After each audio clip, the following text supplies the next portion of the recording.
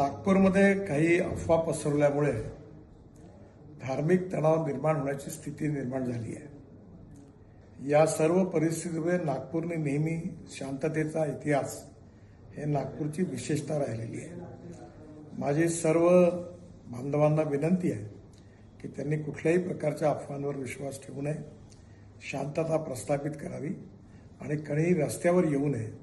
सगळ्यांनी कायदा आणि व्यवस्थेला सहकार्य करावं आणि सलोख्याचं आणि सौहार्दाचं वातावरण ठेवण्याची नागपूरची जी परंपरा आहे त्या परंपरेनुरूप आपला व्यवहार करावा।